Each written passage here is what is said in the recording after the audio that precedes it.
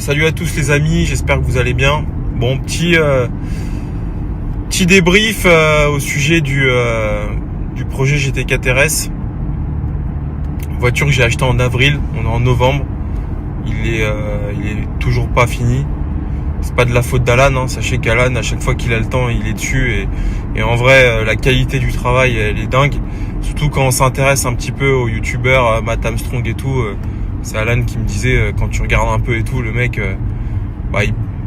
il bosse pas aussi bien, ou en tout cas comme il devrait le faire, tu vois. Alors que moi, je sais que, faut le dire, le travail est parfaitement fait. J'ai une grande confiance en la qualité du travail.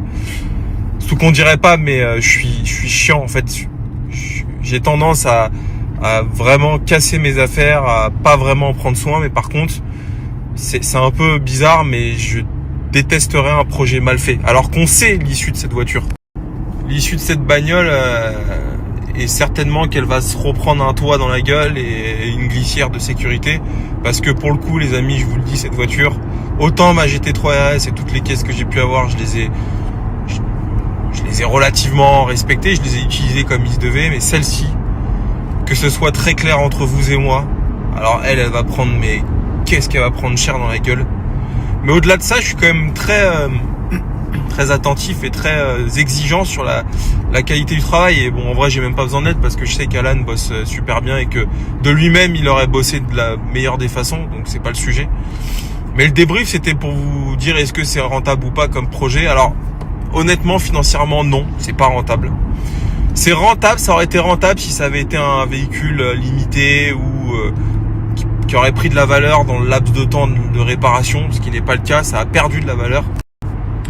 Un modèle équivalent non accidenté sur le marché, je dirais que ça se négocie entre 190 et 200, donc 180, parce que c'est comme ça que ça marche. Donc la mienne, avec le passif qu'elle a, même s'il est bien refait, etc., je pense que ça vaudrait 150, 170, tu vois, maximum. Je suis pas con, je le sais, hein, donc mais c'est pas de souci avec ça. Mais quand je vois le prix d'achat, la réparation, et encore, forcément, vous doutez bien, j'ai un arrangement avec Alan. Je paye pas le prix qu'un mec irait payer s'il emmenait son GT4 RS à refaire. Et puis on a eu Alexandre du Carbone, on a eu plein de moyens de faire des économies. Mais pour un mec qui est pas là-dedans et qui a pas forcément le réseau, ça lui aurait coûté peut-être plus que le prix du marché aujourd'hui. Donc financièrement, c'est absolument pas rentable. Et en termes de délai, bon bah c'est long parce que le truc c'est qu'on est tout le temps obligé d'attendre après les uns et les autres. Il y a eu la difficulté à trouver un expert pendant 2 mois de perdu. Il y a eu là il y a la difficulté de trouver Alan a trouvé une solution de marbre parce qu'il faut, vous savez, les experts demandent les cotes, etc. pour les mesures, pour ce qui est normal, mais bon, du coup c'est très compliqué de trouver un carrossier qui est équipé, qui peut nous mettre à disposition la machine. Enfin bon, c'est tout un processus, c'est compliqué. Donc là voilà, on est bloqué. Et honnêtement, je pense que pour être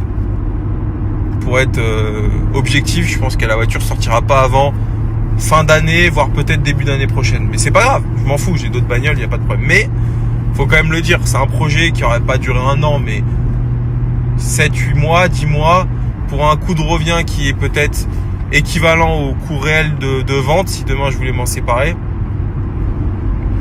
Donc projet pas ouf, mais très intéressant sur l'aspect informatif, puisque ça permet aux gens de découvrir que on peut refaire une voiture même qui a été lourdement accidentée, que ça en fait pas d'elle une merguez, bien au contraire. Et puis ça informe les gens sur le métier de carrossier. Je pense que ça a donné un peu de vocation à certaines personnes, puisque ça a été très bien fait sur la chaîne d'Alan. Et puis ça a permis aussi de, entre guillemets, préserver quelque chose, une belle voiture. GT4 RS pour moi c'est une super caisse et ça aurait été dommage qu'elle finisse en pièces ou à la casse. Bon, je pense qu'elle aurait été refaite d'une manière ou d'une autre, mais donc je suis content. Mais et puis pour moi je m'en fous parce que en vrai parce que c'est une voiture que je vais garder et que je vais vraiment utiliser pour la piste. Peut-être même à terme la préparer un peu, mettre un peu de pièces, tu vois, pourquoi pas un kit monté.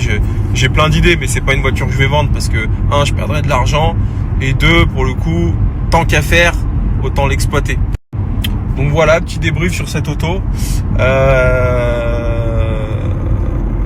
Mais c'était cool. Et puis bon, bah voilà. Pourquoi pas recommencer sur un projet qui financièrement vaut le coup. Mais le problème de ces voitures-là, c'est que, en fait, les pièces coûtent tellement cher, en réalité, que... En fait, non, c'est même pas lié au fait que les pièces coûtent cher, parce qu'il n'y a aucune pièce qu'on a payé vraiment cher. Le carbone, on l'a refait, on n'a pas payé cher. Merci Alexandre, by Factory. Toutes les autres pièces, c'est de la pièce de série, de Caïman. Non, c'est même pas lié à ça. Je dirais que c'est lié au fait que elle était quand même bien abîmée, la voiture. Et donc franchement, il n'y a pas un endroit de la bagnole qu'il fallait pas refaire, quoi. Donc au final, quand tu fais la somme de tout ça... Mais voilà.